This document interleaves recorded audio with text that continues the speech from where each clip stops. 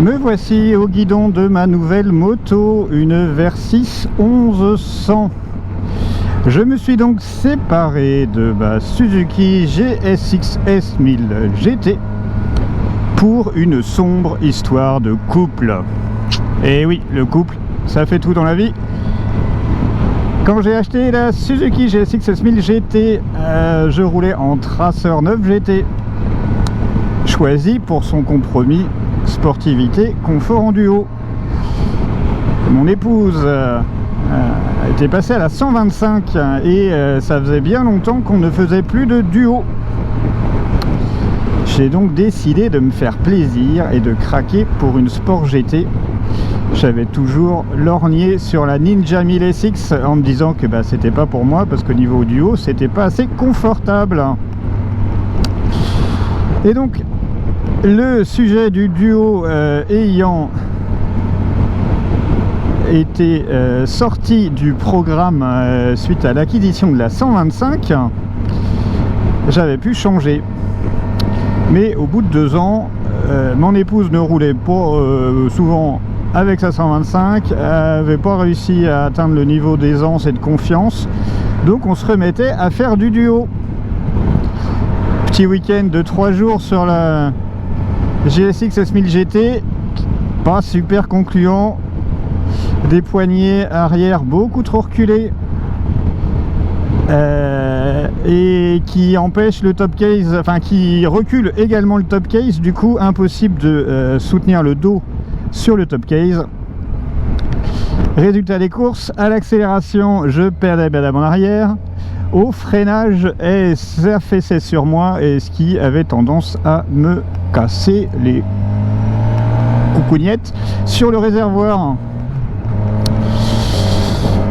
Je me suis donc enfin décidé à acheter la moto, à nous acheter la moto idéale pour le duo.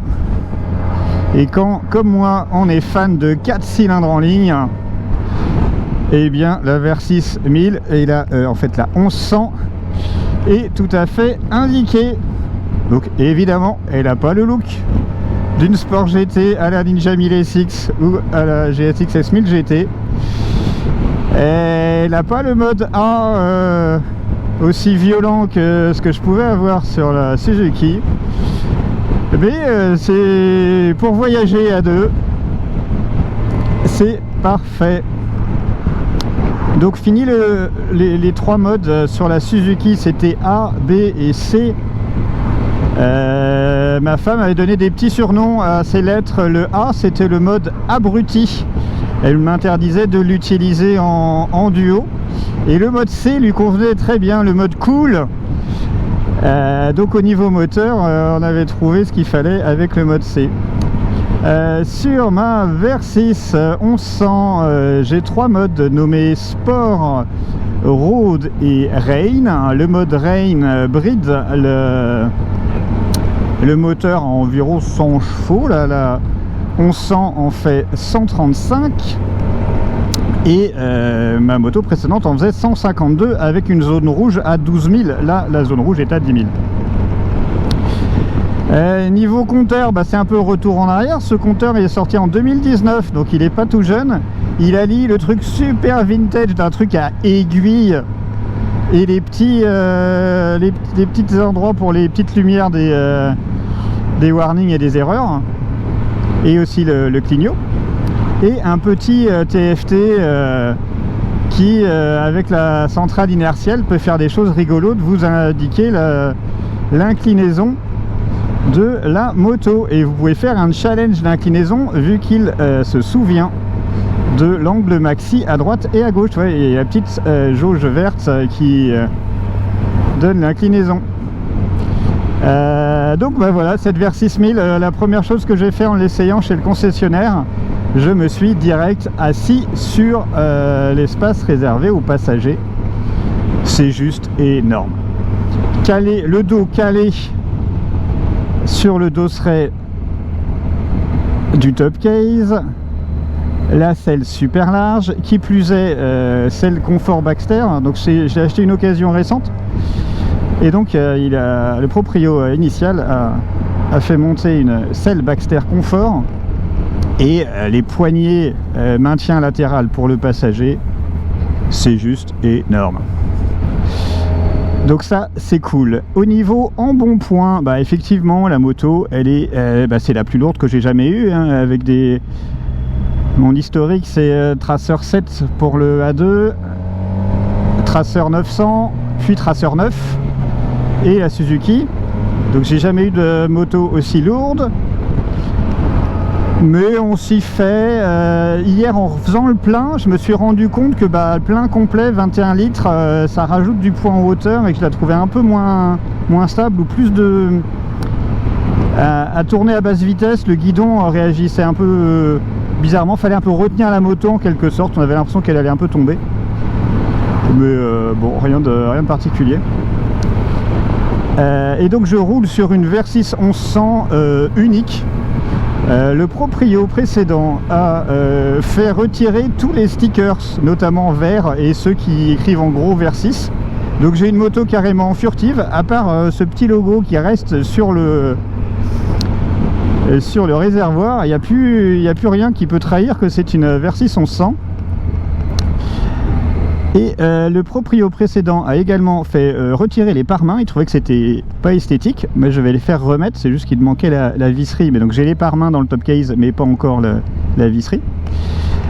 Il a aussi fait... Alors si vous êtes puriste et que vous avez déjà regardé beaucoup de vidéos de la Versys 1100, vous êtes peut-être en train de vous dire, mais elle est où la monstrueuse prise USB raccrochée avec des pattes métalliques? Et ben le proprio précédent l'a fait virer. Donc du coup j'ai dû retrouver un petit adaptateur allume-cigare pour brancher ma GoPro qui manque un peu de jus. Et donc voilà, j'ai plus le truc super moche. Voilà. Et je l'aurais pas jamais fait moi-même, acheter aussi cher un truc. Enfin, il a acheté en option un pot Leo Vince noir avec embout carbone. C'est du bonus, je suis content de l'avoir. Je ne me serais pas fait ce cadeau là, mais c'est quand même super sympa. Et je ferai le tour où je vous montrerai des photos de la moto, mais ça lui donne un petit look sympa quand même.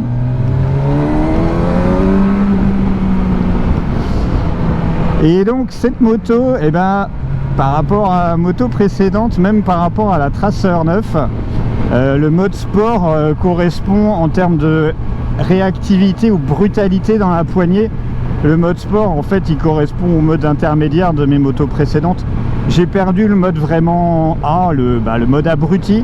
La moto il y a quand même 130 chevaux, ça répond, mais c'est pas aussi violent que ce que j'ai pu avoir. Donc il va falloir que je vais perdre ce petit côté là, mais j'arrive à la 48N, il était peut-être moment de devenir raisonnable, on va dire.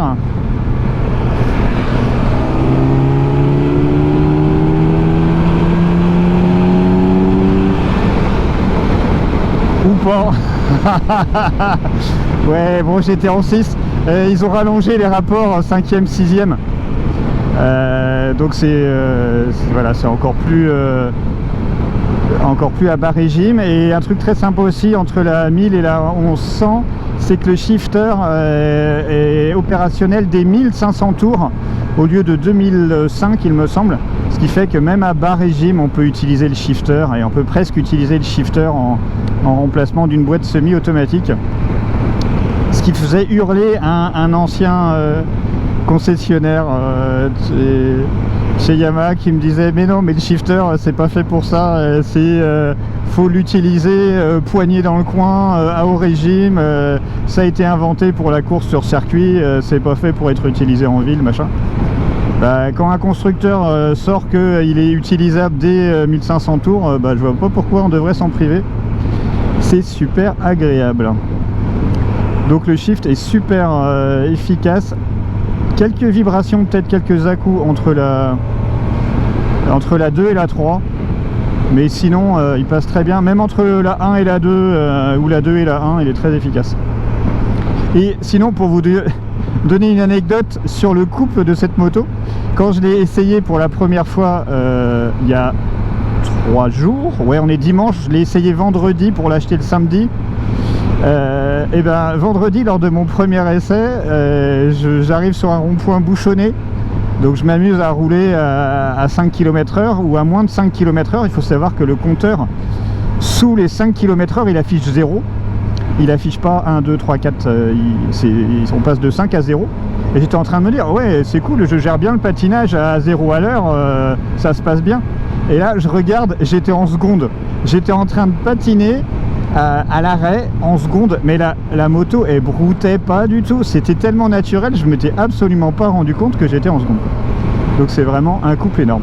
C'est vraiment la sortie des motos dimanche de beau temps en bord de mer, là, ça y va alors. Donc une moto de voyage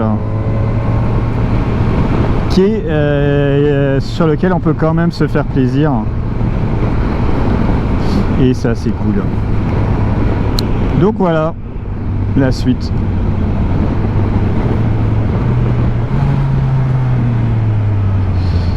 Et le freinage est pas mal au rapport du poids de l'engin.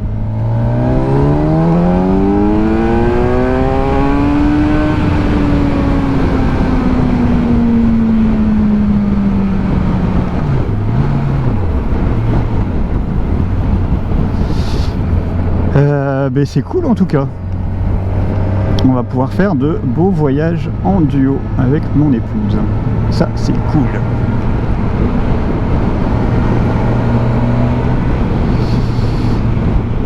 Donc voilà, si vous voulez faire plaisir à votre femme, achetez-vous une Versys 1100 pour profiter des balades à deux.